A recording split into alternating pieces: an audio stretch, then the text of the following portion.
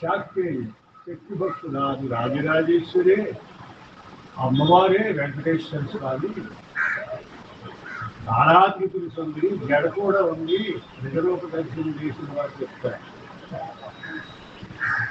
దానికి మట్టిలు ఉన్నాయి, అగ్గిలు ఉన్నాయి, కళ్యాణాలు ఉన్నాయి, అలంకారములన్నీ ఉన్నాయి. అది బాలాత్రిపురి సుందరి శాక్తేయులందరూ శక్తి అని ఆరాధిస్తారు.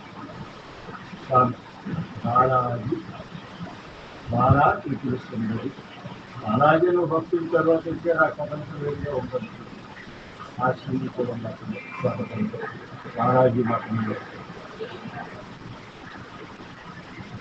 మరి ఈ కది అవతారం ఈ ఆదివరాముక్తిగా వచ్చినప్పుడు ఈ సింహాసన దేవస్థానం మీద వేయించేందుకు ముందే మన కొండ మీద మన దగ్గర ఆయన పాదాలు చెంతడం. ఈ స్వామి రాక్షస సంహారణతో గురించి అవతారములు కొన్ని కదా. ఈ కృతయుగములు అవతారం మధ్య కృష్ణ వరహ నారసింహ రాముడు. ఆ తర్వాత అవతారం విద్యుడు శాతాయుగంలో రాముడుగా, పరశురాముడుగా, ద్వాపర యుగంలో కృష్ణుడుగా ఇలాగ అవతరించాడు. బుద్ధావతారాన్ని మూడవాళ్ళు కలుపుతున్నారు. పంచరాశ్రమార్థం చేసిన బుద్ధుడు వెళ్ళి కఠిన బౌద్ధ మతాన్ని స్థాపించారు. ఈ బుద్ధుడు వేరు. ఈ బుద్ధుడిని ఆ బుద్ధుడిగా మనం భావన చేస్తాం. నిజేతలైతే ఒకటి కట్టుబడి లేని వారు ఒక్కొక్కటి వారికి అవతారాలు ఆయన ఆయాదేంటి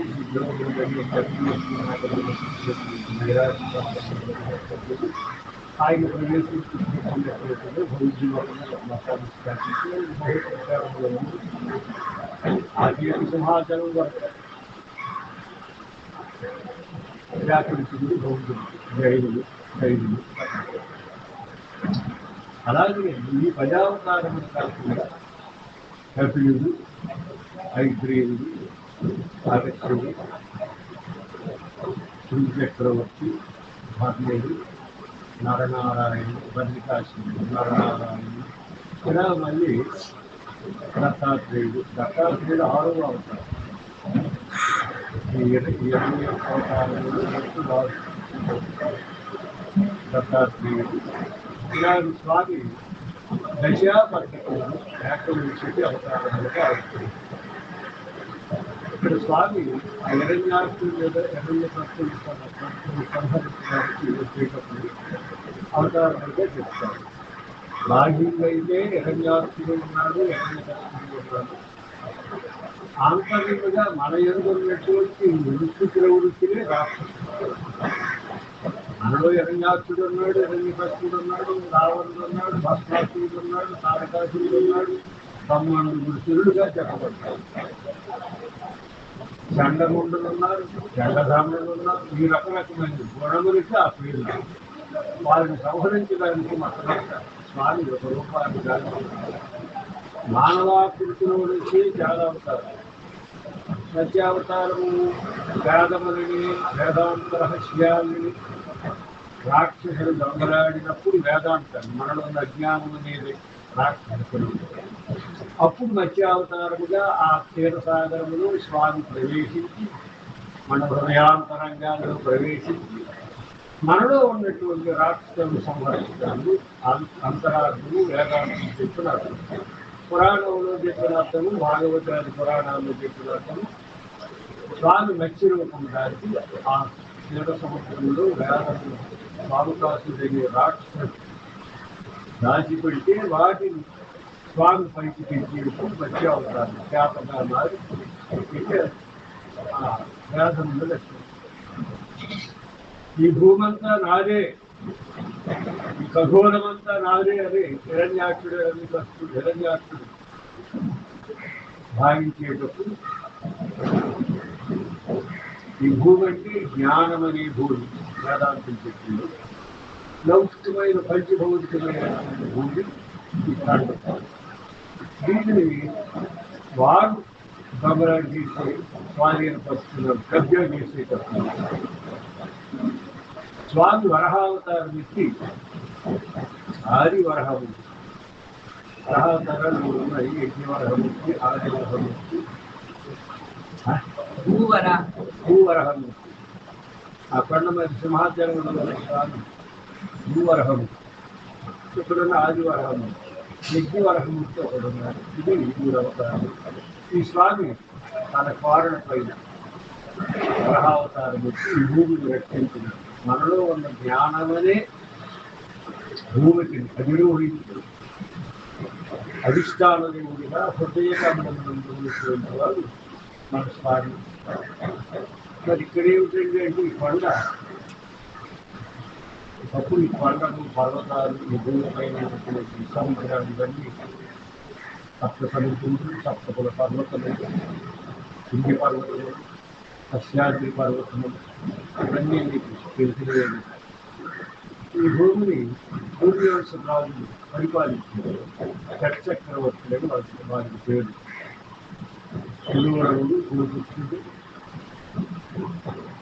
సగరుడు, కార్తవీరాధ్యుడు, హరిశ్చంద్రుడు, వీళ్ళందరూ ఆ రాజులకు సంబంధించినటువంటి వాడే మన దశరథ రాజు, సూర్యవంశ రాజు. అప్పుడు ఈ భూమి భారాన్ని తొలగించడానికి స్వామి గ్రహమూర్తిగా ఇక్కడ వచ్చినప్పుడు సంహారణ జరిగిన తరువాత శిలారూపులుగా వరహమూర్తి ఇతరూప దర్శనం ఎవరైనా చేస్తున్నట్లయితే ఇతను పురాణాకారం వెనక కాపు కూడా ఉంది. ఇతరూప దర్శనం ప్రకరవచంద్ర ప్రాణాదులను రక్షించాడు. గ్రహణాది వరదని స్వామి కూడా ఉంది. పురూరవ చక్రవర్తి అప్పుడు దేవ విమానం వెళ్ళి వాటిని బట్టి ఈ విమానాన్ని కనిపెట్టారు, సైంటిస్టులు అంటారు. దేవ విమానంలో ఎంతమంది ఎక్కినా మనకు 4 స్థాయిలు ఉంటారు. అలా విమానం మీద పురూరవ చక్రవర్తి ఇలా వేం చేసేటప్పుడు ఈ కొండ మీదకి వచ్చేటప్పటికి విమానం ఆగిపోయింది. ఏమిటో విచిత్రం ఏమనుకున్నారు. అక్కడే విశ్రాంతి తీసుకున్నప్పుడు నిజస్వప్నంలోనే ఉంటాయి. రామాయణంలో కూడా ఇంజక్తి స్వప్న వృత్తాంతం అవుతుంది. రామాయణం పరిచయం వాళ్ళందరికీ తెచ్చింది. అక్కడ స్వామి స్వప్నంలో నా దివ్యమైన మంగళ విగ్రహము నీకు కొండపై నిత్యత్వం చేయదు.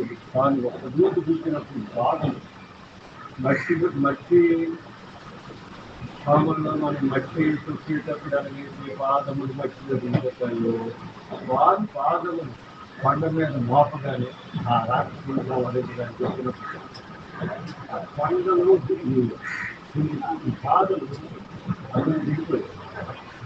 అలా నిలిచిపోయాడు. ఆ రూపంలో అంతర్యామి సర్వవ్యాపకమైన చైతన్యం వ్యక్తికి రూపపడడానికి దాని ఆలయ స్వప్నములు పురూరవ చక్రవర్తి చెప్తే ఆయన అప్పటికీ నిరుస్వప్నం చూసి ఆయన వేదాంతులు క్షత్రియుల్లో వేదాంతులు ఉన్నారు. మరియు వైదేహి అదే మనమ్మ జ్ఞానకమ్మ తండ్రి జనక చక్రవర్తి చక్రవర్తి అలా రాజకీయ చాలా మంది చక్రవర్తులు విజ్ఞానవేత్తలు అపరోక్ష జ్ఞానాన్ని పొందిన భారతీయ చాలా మంది ఈ సరణీదేవి ఆకాశవాది ఇవన్నీ భౌతికమైన అర్థాలు వేరు, అంతరార్థాలు వేరు. బాహ్యంగా చెప్పుకుంటున్నాను. ఇప్పుడు అంతరార్థం అంతా మన శరీరంలో ఉన్న యాత్ర శిఖర పాతాల భూమిలో ఒక భూమిలో సత్యంలో ఈ లోకములన్నీ మనల్ని ఉన్నాయి. ఈ దేవతలందరూ మనల్ని ఉన్నారు.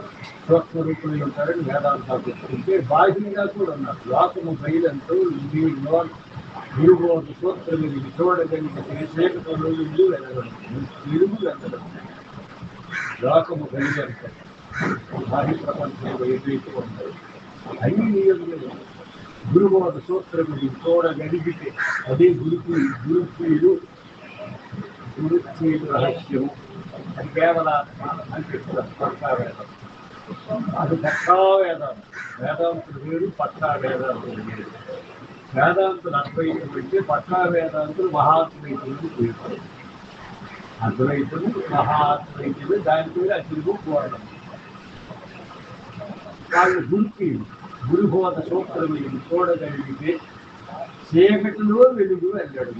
చీకటి అంటే అజ్ఞానము, వెలుగు వెళ్ళడం. చీకటి పోతే అప్పుడు వెలుగులో ఆ భయం దర్శనం ఉంటుంది. ఏమిటంటే అదేమైనా దృశ్యం